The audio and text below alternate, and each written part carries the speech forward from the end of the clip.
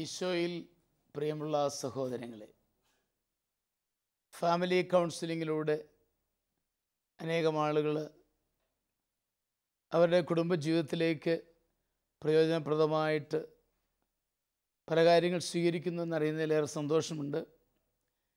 ഇന്നേ ദിവസം കുടുംബജീവിതത്തിൽ ഒരു കാര്യം എടുത്തു പറയണമെന്ന് എനിക്ക് തോന്നുന്നത്, ഭർത്താവ് ഭാര്യയുടെ വീട്ടുകാരെ സ്നേഹിക്കണം എന്നതാണ്.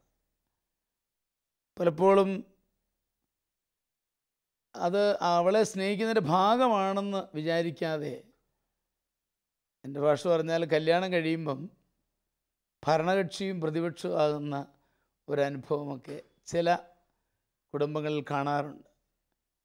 പിന്നീട് അവരെ ഒരു അകന്ന ആളുകളായിട്ട് കാണുന്ന ഒരവസ്ഥാവിശേഷം അതൊരിക്കലും നന്മയല്ല എന്നുള്ളത് ഞാൻ എടുത്തു പറയുകയാണ്. അവളെ വളർത്തി പരിപാലിച്ച് നമ്മളൊന്ന് ചിന്തിച്ച് നോക്കിയാൽ നമുക്കറിയാം, നമുക്കൊരു സമ്മാനമായിട്ട് നമ്മുടെ കുടുംബത്തിന് ആ മകളെ തരുകയാണ്. ആ മകളുമായിട്ടുള്ള അവരുടെ മാതാപിതാക്കളുമായിട്ടുള്ളൊരു ബന്ധം നമ്മൾ പുലർത്തുകയും അതിൽ സന്തോഷിക്കുകയും ചെയ്യണം എന്നതാണ് എനിക്ക് പറയാനുള്ളത്. തിരുവചനത്തിൽ തോബിത്ത് 11:17 നമുക്കറിയാം. അവിടെ പ്രത്യേകം എടുത്തു പറഞ്ഞിട്ടുണ്ട്, മകളെ സ്വാഗതം, നിന്നെ ഞങ്ങളുടെ പക്കലേക്ക് അയച്ച ദൈവം വാഴ്ത്തപ്പെട്ടവനാകട്ടെ. ദൈവമാണ് ഈ മകളെ തന്നത്. എന്നിട്ട് തൊട്ടടുത്ത വാക്യത്തിൽ പറയാണ്, നിൻ്റെ മാതാപിതാക്കൾ അനുഗ്രഹീതരാണ്. അപ്പം നിൻ്റെ മാതാപിതാക്കളെ പരിഗണിക്കുന്നു എന്നുള്ളതാണ് അതിനകത്ത് പ്രധാനമായിട്ടും എടുത്തു പറയുന്നത്. അവരെ അനുഗ്രഹീതരായിട്ട് അവരെ കരുതണം, അവരെ സ്നേഹത്തോടെ ഓർക്കണം. അവർ നമുക്ക് തന്ന വലിയ സമ്മാനത്തിന് നമ്മളെപ്പോഴും നന്ദിയുള്ളവരായിരിക്കണം എന്ന് പ്രത്യേകം ഞാൻ ഓർമ്മിപ്പിക്കുകയാണ്. ഈ ഒരു ചിന്ത ചിലപ്പോൾ ഇല്ലാതെ പോകുന്ന വ്യക്തികളുണ്ട്. ഒരിക്കൽ ഒരു കുട്ടിയെ പ്രസവിച്ച ഉടനെ കാണാനായിട്ടിടയായി. അതിന് കാരണം മറ്റൊന്നുമല്ല, ഈ അമ്മയ്ക്കൊരാഗ്രഹം, ഞാൻ പ്രസവിച്ചാൽ ഉടനെ ആ കുഞ്ഞിനെ അച്ഛൻ പ്രാർത്ഥിക്കണം.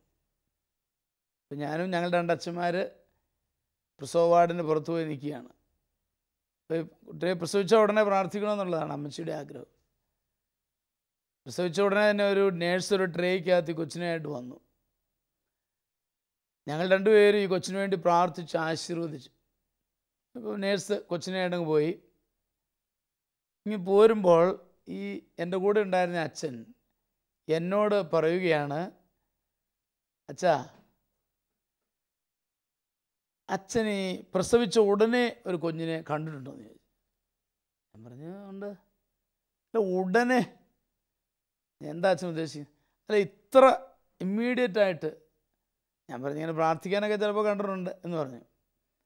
അല്ല, ഉടനെ അച്ഛൻ പറയാണ്, അയ്യോ, ഞാനിത് ആദ്യമായിട്ടാണ് ഇങ്ങനെ കാണുന്നത്. ഇത്രയും തരുന്തു കുഞ്ഞല്ലേ, ഇതിനെ ഇത്ര വലുതാക്കി വളർത്തിയെടുക്കുന്ന ഈ അമ്മച്ചിമാരെ, അതിനെ സഹായിച്ചതിന് അച്ചാച്ചന്മാരെയൊക്കെ സമ്മതിച്ചു കൊടുക്കണം എന്ന് ഈ അച്ഛൻ പറഞ്ഞു. ഞാൻ അതുവരെ ചിന്തിക്കാത്തൊരു കാര്യമാണ് അച്ഛൻ എൻ്റെ മുമ്പിലേക്ക് കൊണ്ടുവന്നത്. വാസ്തവത്തിൽ മാതാപിതാക്കൾ എത്രയോ ത്യാഗമെടുത്താണ് ഓരോരുത്തരെ വളർത്തിയെടുക്കുക എന്നുള്ളത് നമുക്ക് പ്രധാനപ്പെട്ട ഒരു കാര്യമാണ്. അപ്പം അങ്ങനെ ഒരു കുഞ്ഞിനെ വളർത്തി നമുക്ക് സമ്മാനമായി തരുമ്പോൾ നമ്മളെപ്പോഴും ആ ഒരു സ്നേഹബന്ധം പുലർത്തുക ആവശ്യമാണ്. ഒരു പങ്ക് കച്ചവടം നടത്തണമെന്നോ ഒന്നുമല്ല ഞാൻ പറയുന്നത്. സാമാന്യ സ്നേഹത്തിൻ്റെ ഒരനുഭവം ഉണ്ടാവണം. ആ കുടുംബങ്ങൾ തമ്മിൽ അത് ഈശോ ആഗ്രഹിക്കുന്നതാണ് എന്ന ഒരു വാക്ക് ആമുഖമായി പറയുവാൻ ഞാൻ ആഗ്രഹിക്കുകയാണ്.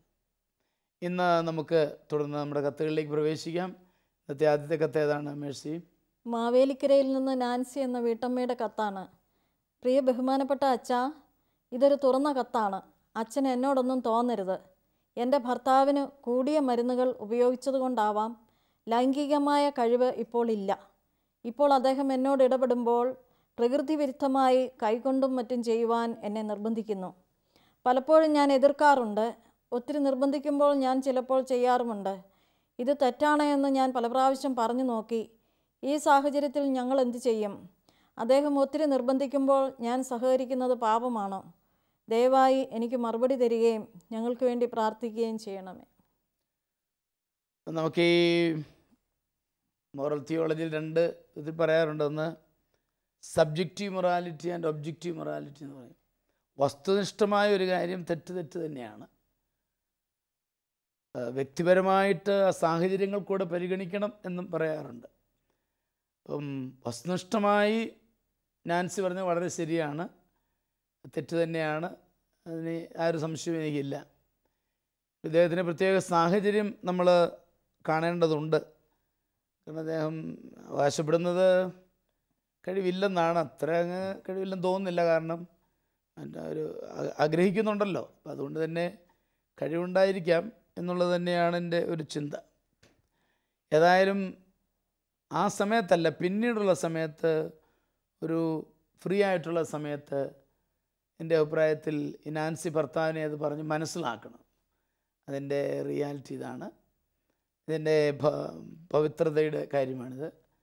അത് സെക്സിൻ്റെ ലക്ഷ്യങ്ങളെക്കുറിച്ചൊക്കെ പറഞ്ഞ് മനസ്സിലാക്കാനായിട്ട് ശ്രമിക്കുക. ആ സമയത്ത് ഒരു ടെൻഷൻ വേണ്ട എന്ന് തന്നെ ഞാൻ സൂചിപ്പിക്കുന്നത്. കാരണം അവർ തമ്മിലുള്ള സ്നേഹബന്ധം വളരെ പ്രധാനപ്പെട്ടതാണ് എന്നുള്ളതാണ് ഞാൻ ഉദ്ദേശിക്കുന്നത്. പിന്നെ അദ്ദേഹത്തിൻ്റെ സുഖം ലക്ഷ്യമാക്കുവാനും സ്നേഹം പകരുവാനുമുള്ള ഒരു മീഡിയ അല്ല മാധ്യമമാണല്ലോ ലൈംഗികത എന്ന് പറയുക. അപ്പം അതുകൊണ്ട് ആ രീതിയിൽ തന്നെ കാണാൻ സാധിക്കും. എന്നാൽ ചെയ്യുന്നത് തെറ്റാണെന്നുള്ളത് മനസ്സിലാക്കി കൊടുക്കണം എന്ന് തന്നെ ഞാൻ പറയും. എന്നാൽ എൻ്റെ ഒരു ചിന്ത കുറച്ചുകൂടി അഫെക്ഷൻ കൊടുത്ത്, ഈ ഒരു ബന്ധത്തെക്കാൾ ഉപരിയായിട്ട് കുറച്ചുകൂടി ഒരു വാത്സല്യം കൊടുത്ത് ഭർത്താവിനെ സന്തോഷിപ്പിക്കുന്നത് നല്ലതാണെന്ന് എനിക്കൊരു ചിന്തയുണ്ട്. പലപ്പോഴും ലൈംഗികമായ കഴിവ് അദ്ദേഹത്തിന് ഇല്ല എന്ന് നാൻസി പറഞ്ഞിരിക്കുന്നതിനോട് എനിക്ക് യോജിക്കാൻ പറ്റുന്നില്ല. കാരണം അല്ലെങ്കിൽ ഇങ്ങനെയുള്ള കാര്യങ്ങൾ നിർബന്ധിക്കുകയല്ല, ജസ്റ്റ് വിടത്തേ ഉള്ളൂ. കഴിവുണ്ട്, പക്ഷെ ഒരു വികലമായ മാർഗമാണ് അദ്ദേഹം പഠിച്ചു വച്ചിരിക്കുന്നത്, അല്ലെങ്കിൽ തഴങ്ങിപ്പോയത് എന്നൊക്കെ ആണ് എനിക്ക് തോന്നുന്നത്. നേരായ മാർഗത്തിലൂടെ ഇടപെടാനായിട്ടൊന്ന് നാൻസി പ്രേരിപ്പിക്കുക, അതിനായിട്ട് പ്രോത്സാഹിപ്പിക്കുക. ഒരു പക്ഷേ അദ്ദേഹത്തിന് അങ്ങനെ എനിക്ക് പറ്റുക എന്നൊരു തോന്നലൊക്കെ ഉണ്ടെങ്കിൽ ഇല്ല, പറ്റും, എനിക്കത് സംതൃപ്തി തരുന്നുണ്ട് എന്നൊരു ബോധ്യമൊക്കെ കൊടുത്ത് അങ്ങനെ ഒന്ന് പരിശ്രമിക്കണം എന്നാണ് എൻ്റെ ഒരു അഭിപ്രായം. വസ്തു സ്നേഹം എന്ന് പറഞ്ഞാൽ അതാണല്ലോ, എൻ്റെ സുഖത്തേക്കാൾ മറ്റേ ആളുടെ സുഖം നോക്കുക എന്നുള്ളതാണ്. അതോടൊപ്പം തന്നെ നാൻസി വളരെ ഓപ്പണായിട്ട് തുറന്ന കത്തായിട്ട് നമ്മളോട് ചോദിച്ചതിൽ സന്തോഷിക്കുന്നു. നാൻസിക്ക് വേണ്ടി തീർച്ചയായിട്ടും പ്രാർത്ഥിക്കും. നാൻസിയും ഒരു പ്രാർത്ഥനയിലൂടെ ഈ പ്രശ്നത്തെ പരിഹരിക്കാനായിട്ട് അങ്ങേറ്റം ശ്രമിക്കണം എന്നെനിക്ക് പറയാനുണ്ട്. 1 കൊരിന്തോസ് 7:4 നമ്മളെ ചുമതലപ്പെടുന്നുണ്ട് ദാമ്പത്യധർമ്മം നിറവേറ്റണം എന്ന്.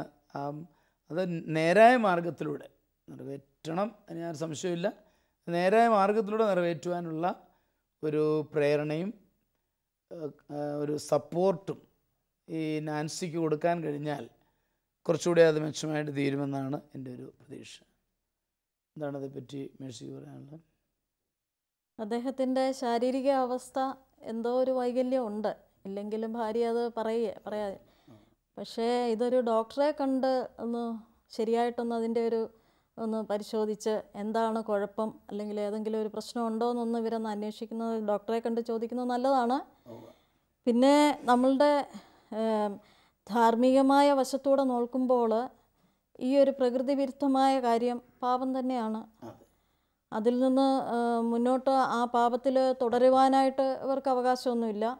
അദ്ദേഹത്തിൻ്റെ ഈ ഒരു പോരായ്മ അതിനൊരു പുറകിലൊരു മറയായിട്ടിരിക്കാനും പാടില്ല. ഏറ്റവും പ്രധാനമായിട്ട് അവർ ദൈവത്തിൽ ആശ്രയിക്കുക. ദൈവത്തിൻ്റെ പരിശുദ്ധാത്മാവിൻ്റെ ഫലങ്ങളിലൊന്നായ ആത്മസംയമനം, അത് ചോദിക്കണം, എല്ലാവരും ചോദിച്ച് പ്രാർത്ഥിക്കേണ്ട ഒരു കാര്യമാണ്. അത് പ്രാർത്ഥിക്കുക. പിന്നെ ഡോക്ടറെ കണ്ടുള്ള നിർദ്ദേശവും ഇതിനാവശ്യമാണ്. ഇനി അങ്ങനെ ഒരു കുഴപ്പമുണ്ടെങ്കിൽ അദ്ദേഹം അങ്ങനെ ഒരു ഡോക്ടറെ കാണുക. ഭാര്യ കൂടുതലായിട്ട് ഈ കാര്യത്തിൽ ഇദ്ദേഹത്തോട് എതിർക്കാതെയും, അതായത് ഇദ്ദേഹത്തിന് പോസിറ്റീവായിട്ടുള്ള കാര്യങ്ങൾ പറഞ്ഞു കൊടുക്കുക. ഭാര്യ കൂടുതൽ സഹിഷ്ണുതയോടെ നിൽക്കണം. എന്ന് വെച്ച് പാപത്തിന് കൂട്ടു നിൽക്കുവാനുള്ളതല്ല, സഹിഷ്ണുതയോടെ അദ്ദേഹത്തിൻ്റെ കുറവുകളെ പരിഹരിച്ചു കൊടുക്കാനായിട്ട് ഭാര്യ എന്ന നിലയിൽ അവരുടെ പ്രാർത്ഥനയും പ്രവർത്തനവും ഒക്കെ വളരെ ആവശ്യമുണ്ട്. റോമാലേഖനത്തിൽ 13:13 പറയുന്നു, സുഖലോലുപതയിലോ മദ്യലഹരിയിലോ അവിഹിത വേഴ്ചകളിലോ വിഷയാസക്തിയിലോ കലഹങ്ങളിലോ അസൂയയിലോ വ്യാപരിക്കരുത്. അപ്പം നമ്മളിങ്ങനെയുള്ള ഒരു തെറ്റിലും വ്യാപരിക്കരുതെന്ന് ദൈവത്തിൻ്റെ വചനം നമ്മളെ പഠിപ്പിക്കുന്നുണ്ട്. അത് പാപത്തിൻ്റെ വഴിയാണെന്ന്. പക്ഷേ പാപത്തിൻ്റെ വഴിയിലൂടെ പോയി ശരീരത്തിൻ്റെ സുഖത്തിന് വേണ്ടി, നൈമിഷിക സുഖത്തിന് വേണ്ടി അദ്ദേഹം ഇത് തുടരുക എന്നുള്ളത് അത്ര ശരിയായ ഒരു ധാർമ്മികത അല്ല, ദൈവത്തിന് ചേർന്ന ഒരു രീതിയല്ല. പിന്നെ നമുക്ക് ഏറ്റവും പ്രധാനമായിട്ടുള്ളത് ദൈവത്തിലുള്ള ആശ്രയത്വം, പ്രാർത്ഥന വഴി ആത്മസംയമനം, അതിനെ മറികടക്കാനോ അല്ലെങ്കിൽ അതിന് വേണ്ട പരിഹാരമോ എന്തെങ്കിലും ലഭിക്കാതിരിക്കുകയില്ല. വിശുദ്ധ യൗസപിതാവിനോടും പരിശുദ്ധ മറിയത്തോടും പ്രാർത്ഥിച്ചാൽ തീർച്ചയായിട്ടും ഇതിനൊരു വഴിയുണ്ടാവും. ഒരു സമാധാനമല്ല, ശാരീരികവും അതിൻ്റെ ധാർമ്മികവുമായ എല്ലാ കാര്യത്തിലും ഈ തിരുക്കുടുംബത്തിൻ്റെ പ്രാർത്ഥന, മധ്യസ്ഥ പ്രാർത്ഥന പ്രത്യേകം തേടുവാനായിട്ടാണ് എനിക്കിപ്പോൾ എൻ്റെ ഓർമ്മയിൽ പറഞ്ഞു കൊടുക്കുവാൻ സാധിക്കുന്നത്. തീർച്ചയായിട്ടും. അപ്പം മെസ്സി പറയുന്നത് ഒരു ഡോക്ടറെ ഒന്ന് കണ്ട് കൺസൾട്ട് ചെയ്യുന്നതിൽ തെറ്റില്ല, നല്ല കാര്യമാണ്. പിന്നെ അദ്ദേഹം ഒരു ചെറുതായിട്ട് സൂചിപ്പിച്ചുകൊണ്ട് ഒത്തിരി മരുന്നുകൾ കഴിച്ചതുകൊണ്ടായിരിക്കാം എന്ന് നാൻസി ഒരു സൂചന തരുന്നുണ്ട്. തീർച്ചയായിട്ടും ഈ വിവരം പറഞ്ഞ് ഡോക്ടറെ ഒന്ന് കൺസൾട്ട് ചെയ്യുമ്പോൾ അദ്ദേഹത്തിൽ നിന്നും ഹെൽപ്പ് കിട്ടാനായിട്ട് സാധ്യതയുണ്ട്, കാര്യങ്ങൾ നോർമലായിട്ട് വരാനായിട്ട് സാധ്യതയുണ്ട്. അതിനായിട്ട് നമ്മളുടെ നാൻസി പരിശ്രമിക്കട്ടെ എന്ന് ഓർമ്മിപ്പിക്കുകയാണ്. ഇനിയും എബ്രഹാമിന് എന്താണ് അതേപ്പറ്റി പറയാനുള്ളത്? ഡോക്ടറെ കാണുന്നത് നല്ലത്. പക്ഷേ ആ ഡോക്ടർ സഭയുടെ നമ്മൾ ശരിയായ രീതിയിലുള്ള ഗൈഡൻസ് കൊടുക്കുന്ന ഡോക്ടറായിരിക്കണം. അല്ലാതെ പല ഡോക്ടേഴ്സ് ഉണ്ടല്ലോ ഈ മേഖലകളിൽ തെറ്റായ പഠനം കൊടുക്കുന്നത്. പിന്നെ മറ്റൊരു കാര്യം, ഇവർ വിവാഹ ജീവിതത്തിലേക്ക് വന്നവരാണ്. അവരുടെ ഇടയിൽ ഇപ്പം അച്ഛനാദ്യം പറഞ്ഞല്ലോ മോറോളജിയുടെ ആ 2 വശങ്ങൾ. ഇപ്പം ഇവർക്ക് അവരെ സംബന്ധിച്ച് അവരിത് ഒരു അവിഹിത ഇതോ തെറ്റായിട്ടുള്ള പ്രവൃത്തി എന്നുള്ളതല്ലല്ലോ, ആ ഒരവസ്ഥയല്ലല്ലോ. അവർക്ക് ദൈവം അനുവദിച്ചിരിക്കുന്ന കാര്യങ്ങളിലേക്ക് അവർക്ക് വരാൻ സാധിക്കുന്നില്ല. ഇപ്പം കത്തിൻ്റെ അടിസ്ഥാനത്തിൽ നമുക്കതെല്ലാം അറിയാവുള്ളൂ. അത് ദൈവം അനുവദിച്ചിരിക്കുന്ന ഒരു കാര്യത്തിലേക്ക് വരാൻ അവർക്ക് സാധിക്കുന്നില്ല. അപ്പോൾ അവർക്ക് താൽക്കാലികമായി അവരതിനുള്ള ഇത് കണ്ടെത്തുന്നു. അപ്പം ആ ഒരു വശമാണ് അവിടെ നിൽക്കുന്നത്. അപ്പം അത് പരിഹരിച്ചെടുക്കാനുള്ള മാർഗങ്ങളാണ് നോക്കേണ്ടത്. അല്ലാതെ തെറ്റാണ് അവർക്കത് വന്ന് നിൽക്കണം എന്നുള്ള അവസ്ഥ അതിനത് ശരിയാണെന്ന് എനിക്ക് തോന്നുന്നില്ല. എന്നാ പറയുന്നത് വെച്ചാൽ അതേക്കുറിച്ച് ഒന്ന് ക്ലിയർ ആയി വന്നാലേ. അതൊരു സബ്ജക്റ്റീവ് മൊറാലിറ്റി എന്ന നിലയിൽ പ്രത്യേക സാഹചര്യങ്ങൾ കണക്കിലെടുക്കുമ്പോൾ ഗൗരവം കുറയും എന്നുള്ളത് നമ്മൾ ശരിയാണ്. അദ്ദേഹത്തിന് പ്രത്യേക സാഹചര്യങ്ങൾ തെറ്റാണ് നമ്മൾ പൂർണ്ണമായും സമ്മതിക്കുന്നു. എന്നാൽ എൻ്റെ ഗൗരവം കുറച്ച് കുറയും എന്നുള്ളതാണ് സഭ പഠിപ്പിക്കുന്നത്. തീർച്ചയായിട്ടും നമുക്ക് പറഞ്ഞതുപോലെ സഭയുടെ വീക്ഷണങ്ങളുള്ള ഡോക്ടർമാരെ കൺസൾട്ട് ചെയ്യണം. അതോടൊപ്പം തന്നെ മേഴ്സി സൂചിപ്പിച്ചതുപോലെ പ്രാർത്ഥനാപൂർവ്വം ഇതിനായിട്ട് പരിശ്രമിക്കുക. നേരായ വഴികളിലൂടെ തന്നെ പോകാനായിട്ട് അങ്ങേയറ്റം പരിശ്രമിക്കുക. അങ്ങനെ പ്രാർത്ഥനാപൂർവ്വം പ്രശ്നം പരിഹരിച്ചെടുക്കാനായിട്ട് പരിശ്രമിക്കുക എന്നുള്ളത് നമുക്ക് ചെയ്യാൻ പറ്റുന്നത്. നാൻസിക്ക് നമുക്ക് തീർച്ചയായിട്ടും പ്രാർത്ഥന നേരണം, ആ കുടുംബത്തിലെ പ്രശ്നങ്ങൾ മാറുന്നതിന്. അതുപോലെ തന്നെ ആ പ്രിയപ്പെട്ട ഭർത്താവിനും തൻ്റെ ബുദ്ധിമുട്ടുകളൊക്കെ മാറി കുറച്ചുകൂടെ ഭംഗിയായിട്ട് എല്ലാ കാര്യങ്ങളും മുമ്പോട്ട് കൊണ്ടുപോകാനായിട്ടുള്ള എല്ലാ കൃപയും ലഭിക്കട്ടെ എന്ന് നമുക്ക് പ്രാർത്ഥിക്കാം. നമ്മുടെ പ്രാർത്ഥനകളിലും അദ്ദേഹത്തെ ഓർക്കാം. നാൻസി സന്തോഷമായിട്ടിരിക്കുക. തീർച്ചയായിട്ടും പ്രശ്നപരിഹാരം ഉണ്ടാകും തമ്പുരാൻ്റെ ഇടപെടൽ വഴി എന്ന് നമ്മൾ പ്രത്യാശിക്കുകയാണ്. അടുത്ത കത്ത് വായിക്കാമല്ലേ? കൽക്കട്ടയിൽ നിന്നും സൂസൻ എന്ന വീട്ടമ്മയുടെ കത്താണ്. ബഹുമാനപ്പെട്ട അച്ഛ, ഞങ്ങൾക്ക് 3 മക്കളാണുള്ളത്. മൂത്ത മകൻ 8ാം ക്ലാസ്സിലും ഇളയവൻ 6ാം ക്ലാസ്സിലും പഠിക്കുന്നു. ഏറ്റവും ഇളയ 1 വയസ്സുള്ള കുട്ടിയും ഞങ്ങൾക്കുണ്ട്. അച്ഛാ, ഞാൻ ഈ കത്തെഴുതാൻ കാരണം ഞങ്ങൾക്ക് 3ാമത്തെ കുട്ടി ഉണ്ടായപ്പോൾ മുതൽ 6ാം ക്ലാസ്സിൽ പഠിക്കുന്ന മകന് പഠനത്തിൽ പുറകോട്ട് പോകുന്നു. പ്രാർത്ഥനയ്ക്കും അവന് താല്പര്യമില്ല. എന്താണച്ചാ ഇതിന് കാരണം? എൻ്റെ ഭർത്താവ് മാർട്ടിന് ആത്മീയ കാര്യങ്ങളിൽ താല്പര്യമില്ല. അച്ഛാ, മാതാപിതാക്കളുടെ ആത്മീയതയുടെ കുറവ് മക്കളെ ബാധിക്കുന്നതാണോ? ഈ സാഹചര്യത്തിൽ ഞങ്ങൾ എന്തു ചെയ്യും? അച്ഛനൊരു ഗൈഡൻസ് നൽകുമോ? തീർച്ചയായിട്ടും ഇവിടെ എനിക്ക് മനസ്സിലാക്കാൻ സാധിക്കുന്നത്, പൊതുവെ എല്ലാവരോടും എനിക്ക് പറയാനുണ്ട്, ഇളയ കുട്ടിയുണ്ടാകും, മൂത്ത കുട്ടിയെ നമ്മൾ ഒരുക്കണം. ആത്മീയമായിട്ട് ഒരുക്കുന്ന ഒരു രീതി ചില കുടുംബങ്ങളിലുണ്ട്, ചില കുടുംബങ്ങളിൽ ഇല്ല. ചില കുടുംബങ്ങളിലുണ്ട്, അത് ഞാൻ നേരിട്ട് അനുഭവിച്ചിട്ടുള്ളതാണ്. അപ്പോൾ അത് വളരെയേറെ ആവശ്യമാണ്. അപ്പം ഇളയ കുട്ടികൾക്ക് മറ്റേ അടുത്ത കുട്ടികളോട് ഇളയ കുട്ടിയോട് സ്നേഹം മറ്റു കുട്ടികൾക്ക് ഉണ്ടാകാനായിട്ടത് ഇടയാകുന്നുണ്ട്. ഞാനത് ഒരിക്കൽ വളരെ ശ്രദ്ധേയമായിട്ട് നിങ്ങളുടെ കാര്യത്തിൽ ഞാൻ ശ്രദ്ധിച്ചിട്ടുള്ളതാണ്. നിങ്ങളുടെ ഇളയ കുട്ടി ഉണ്ടായപ്പോൾ നിങ്ങൾ മൂത്ത കുട്ടികളെ ഒരുക്കിയിരുന്നു എന്നുള്ളത് ഞാൻ ഒരിക്കൽ നേരിട്ട് അനുഭവിച്ചതുകൊണ്ട് ഞാൻ സൂചിപ്പിച്ചതാണ്. അപ്പോൾ കുട്ടി ഇങ്ങനെ ഗർഭിണിയായിരുന്നപ്പോൾ തന്നെ കുഞ്ഞുവാവേന്തി എന്ന് പറഞ്ഞ് വന്നപ്പോൾ കുഞ്ഞുവാവ വയറ്റിലുണ്ട് എന്ന് പറയുകയും കുഞ്ഞുവാവയ്ക്ക് വേണ്ടി പ്രാർത്ഥിക്കാൻ നിങ്ങൾ ആവശ്യപ്പെട്ടു. പ്രാർത്ഥിച്ചു. അപ്പോൾ അതിൻ്റെ വെളിച്ചത്തിൽ അവർ തമ്മിലുള്ള സ്നേഹത്തിൽ വലിയൊരു വർധനമുണ്ടായി എന്നാണ് ഞാൻ മനസ്സിലാക്കുന്നത്. അങ്ങനെ ഒരുക്കാത്തവരും ഉണ്ട്, അങ്ങനെയുള്ളവരെയും ഞാൻ പരിചയപ്പെട്ടിട്ടുണ്ട്. എന്നോടൊരു ബ്രദർ ഒരിക്കൽ പറയുകയുണ്ടായി, കുട്ടി ഉണ്ടായപ്പോൾ എനിക്ക് ഭയങ്കര വിഷമമായിരുന്നു. കാരണം അമ്മച്ചിമാർ ഒരുക്കുന്നില്ല. അമ്മച്ചിക്ക് എന്നാ പറ്റി, അമ്മച്ചിയുടെ വയറ്റിൽ തന്നെ അമ്മച്ചി ചോറ് കൂടുതലുണ്ടായി അമ്മച്ചിയെ പിന്നെ ആശുപത്രി കൊണ്ടുപോകുന്നു, പിന്നെ ഒരു പൊതുക്കെട്ടുമായിട്ട് വരുന്നു, പിന്നെ അമ്മച്ചി പൊതുക്കെട്ടിൻ്റെ പുറകെയാണ്. അപ്പോൾ ഇവൻ ചെയ്തത്, ഇവനൊരു വട്ട്, ഈ കളിക്കുന്ന വട്ടെടുത്ത് പഴിപ്പിച്ചിട്ട് അത് ഈ കൊച്ചിൻ്റെ ദേഹത്ത് കൊണ്ടിട്ട് അസൂയ കൊണ്ട് ചെയ്തതാണ്. ഇത് വന്നേ പിന്നെയാണ് എന്നോട് ഈ മമ്മിക്ക് ഇത്ര സ്നേഹമില്ലാത്തതെന്നുള്ള അത് ബ്രദർ എന്നോട് ഷെയർ ചെയ്തൊരു കാര്യം. ഞാൻ പറഞ്ഞു വരുന്നത് ശരിയായിട്ട് ഒരുക്കണം. ഈ ഒരുക്കത്തിൻ്റെ കുറവിവിടെ ഉണ്ടെന്നാണ് എനിക്കൊരു തോന്നൽ കേട്ടിട്ടാണ് ഞാൻ പറയുന്നത്. ഏതായാലും ഇനിയിപ്പം നമ്മുടെ ചോദ്യം ഇനിയിപ്പോൾ എന്ത് ചെയ്യും എന്നുള്ളതാണ്. ഞാൻ പൊതുവായിട്ട് പറഞ്ഞതേ ഉള്ളൂ. ഇനി ചെയ്യാനായിട്ട് എനിക്ക് പറയാനുള്ളത്, ഈ മകനെ തിരിച്ചു 6ാം ക്ലാസ് പഠിക്കുന്ന മകനാണ്, അവനെ ഒരു ക്രിസ്ത്യൻ ധ്യാനത്തിനായി കുട്ടികളുടേതായ രീതിയിലൂടെ കാര്യങ്ങൾ അവന് പറഞ്ഞ് മനസ്സിലാക്കി കൊടുക്കുവാനായിട്ട് സഹോദരങ്ങൾ പരിശ്രമിക്കും. അതിനുള്ള ഇത് ഒരുക്കി കൊടുക്കുന്നത് നല്ലതാണ്. ആന്തരിക സൗഖ്യം ഇവന് കിട്ടേണ്ടതുണ്ട്.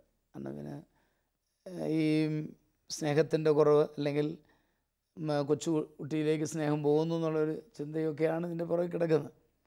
അപ്പോൾ അതൊന്ന് മാറിക്കിട്ടാനും ഇവൻ ഓക്കെ ആയിട്ട് പഠനവും പ്രാർത്ഥനയും എല്ലാം ഭംഗിയായിട്ട് കൊണ്ടുപോകാനായിട്ട് അതിലൂടെ അവന് സാധിക്കും എന്ന് ഞാൻ പ്രതീക്ഷിക്കുകയാണ്. പിന്നെ കുഞ്ഞുങ്ങൾക്കും ഇപ്പോൾ കൗൺസിലിംഗ് നടക്കുന്നുണ്ട്. അതുകൊണ്ട് അവർക്കിടെ ആ ലെവലിൽ നിന്നുകൊണ്ടുള്ള കൗൺസിലിങ്ങിനും നമുക്ക് തീർച്ചയായിട്ടും വിധേയമാക്കുവാൻ സാധിക്കുന്നതാണ്. നമ്മുടെ പ്രിയപ്പെട്ട അമ്മച്ചിയുടെ പേരെന്നാ പറഞ്ഞത്? സൂസനോട് എനിക്ക് പറയാനുള്ളത്, സൂസൻ വിശ്വാസത്തോടുകൂടി ഈ മക്കൾ 2 പേർക്ക് വേണ്ടി പ്രാർത്ഥിക്കുക. 6ാം ക്ലാസ് പഠിക്കുന്ന കുട്ടിക്ക് വേണ്ടിയും അതുപോലെ ഇളയ കുട്ടിക്ക് വേണ്ടിയും തിരുരക്തം തളിച്ച് പ്രാർത്ഥിക്കുമ്പോൾ ഒത്തിരി മാറ്റം നമുക്ക് സംഭവിക്കും എന്നുള്ള സംശയമില്ല. പിന്നെ സൂസനൊരു സംശയം ചോദിച്ചിട്ടുണ്ട്, മാതാപിതാക്കളുടെ ആത്മീയത കുട്ടികളെ ബാധിക്കുമോ? തീർച്ചയായിട്ടും, യാതൊരു സംശയമില്ലാത്ത കാര്യമാണ്. മാതാപിതാക്കൾക്ക് ആത്മീയതയുണ്ടെങ്കിൽ കുട്ടികളെ അത് വളരെയേറെ സ്വാധീനിക്കും. മാതാപിതാക്കൾ കുറവാണെങ്കിൽ അത് കുട്ടികളെ സ്വാധീനിക്കും.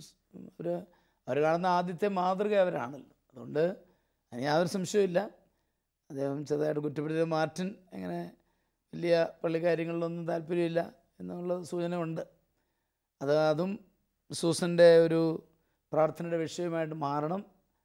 കുട്ടികൾക്ക് വേണ്ടി പ്രാർത്ഥിക്കുന്നതോടൊപ്പം തന്നെ മാർട്ടിന് വേണ്ടിയും കൂടെ ഒന്ന് പ്രാർത്ഥിച്ച് കൂടുതൽ ഭംഗിയാക്കാനായിട്ട് ശ്രമിക്കണം. ചരിത്രത്തിലേക്ക് വരാനായിട്ട് ഇടയാവണമെന്നാണ് എനിക്ക് പറയാനുള്ളത്. എഫെസൂസ് 6:4 മാതാപിതാക്കളുടെ കടമയാണ് അവരെ കർത്താവിൻ്റെ ശിക്ഷണത്തിലും ഉപദേശത്തിലും വളർത്തുക എന്നുള്ളത്. അപ്പം മാർട്ടിനും അതുപോലെ നമ്മളുടെ പ്രിയപ്പെട്ട സൂസനും അതിനുവേണ്ടി അങ്ങേയറ്റം ഒന്ന് പരിശ്രമിക്കണം എന്ന് വളരെ സ്നേഹപൂർവ്വം പറയുകയാണ്. ഇതേപ്പറ്റി ഇബ്രാഹിമിന് എന്താ പറയാനുള്ളത്?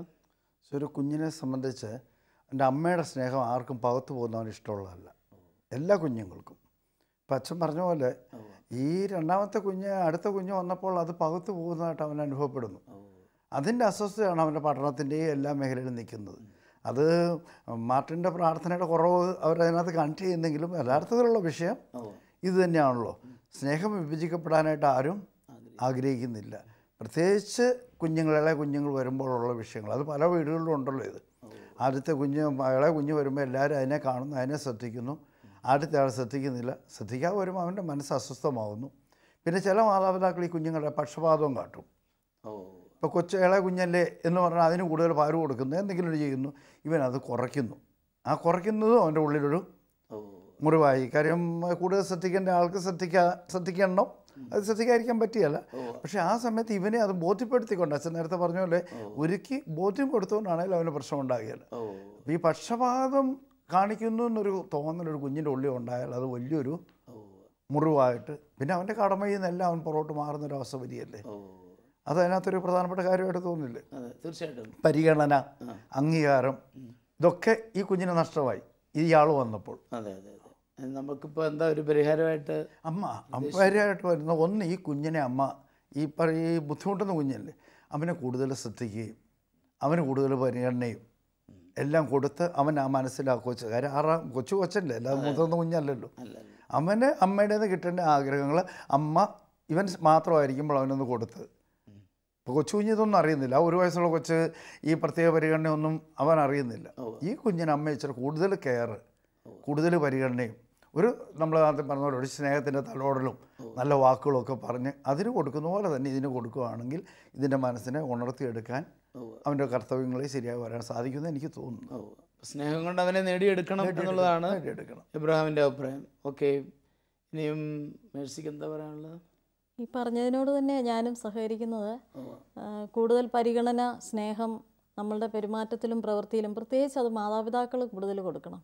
ഇപ്പോൾ പുറത്തുനിന്ന് കയറി വരുന്നവർക്ക് ആദ്യം കൊച്ചു കുഞ്ഞിനെ നോക്കാനായിരിക്കും താല്പര്യം. എല്ലാവരും കുഞ്ഞെന്തിയെന്ന് ചോദിച്ചേ വരത്തുള്ളൂ, ഇളയ കുഞ്ഞിനെ. അപ്പോൾ ഞങ്ങളുടെ വീട്ടിൽ ഇങ്ങനെ ഒരു ഇളയ കുഞ്ഞുണ്ടായപ്പോൾ ഞാൻ വരുന്നവരോട് ആദ്യം പറയും, മൂത്തയാളിനെ ശ്രദ്ധിക്കാൻ പറയും, എന്നിട്ട് കുഞ്ഞിനെ കണ്ടാൽ മതി. കാരണം ഇവരുടെ മുഖത്തിൻ്റെ ഭാവം തന്നെ പെട്ടെന്ന് മാറും.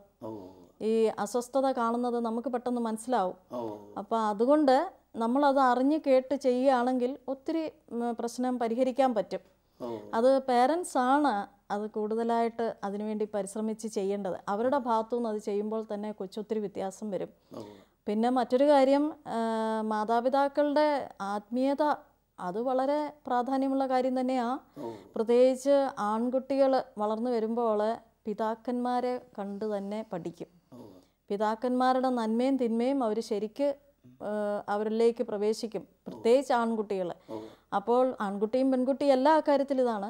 മാതാപിതാക്കൾ ഒരു മോഡലായിരിക്കണം, പ്രത്യേകിച്ച് ആത്മീയ കാര്യത്തിലും അവരെ സ്നേഹിക്കുന്ന കാര്യത്തിലും അംഗീകാരവും പരിഗണനയും കൊടുക്കുന്ന കാര്യത്തിൽ. എപ്പോഴും കുടുംബത്തിൽ നിന്നാണ് കുഞ്ഞുങ്ങൾക്കിത് കിട്ടേണ്ടത്, മറ്റൊരിടത്തും നല്ലത് കിട്ടേണ്ടത്. അപ്പോൾ അത് കിട്ടിക്കഴിയുന്ന കുഞ്ഞുങ്ങൾ പുറത്തേക്ക് പോകുമ്പോൾ അവർക്ക് വലിയ പ്രശ്നം വരില്ല. ഇവൻ പഠനത്തിലും ഒക്കെ മാറ്റം വരും. ഇത്രയേ ഉള്ളൂ, മാതാപിതാക്കളുടെ ശ്രദ്ധ അവനിലേക്ക് കൂടുതൽ കൊണ്ടുവരണം. പിന്നെ ഇത് എഴുതിയിരിക്കുന്ന ഇവരുടെ അമ്മയാണ്.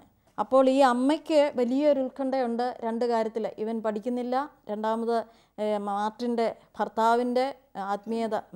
അപ്പം ഇത് രണ്ടും മാതാപിതാക്കൾ തന്നെ ക്രമീകരിക്കണം. അപ്പോൾ ഇവർക്ക് വേണ്ടിയിട്ട് ദൈവത്തിൻ്റെ ഒരു ആശ്വാസമുള്ളൊരു വചനം ഞാൻ പറയുകയാണ്. യെശയ്യാ 44:3. നിന്റെ സന്തതികളുടെ മേൽ എൻ്റെ ആത്മാവും നിന്റെ മക്കളുടെ മേൽ എൻ്റെ അനുഗ്രഹവും ഞാൻ വർഷിക്കും. ഇത് ദൈവം പറഞ്ഞിരിക്കുന്ന വാക്കാണ്. നിന്റെ മക്കളുടെ മേൽ എൻ്റെ ആത്മാവും നിന്റെ സന്തതികളുടെ മേൽ എൻ്റെ അനുഗ്രഹവും വർഷിക്കും. അപ്പോൾ ഇത് രണ്ടും മക്കൾക്ക് കിട്ടും.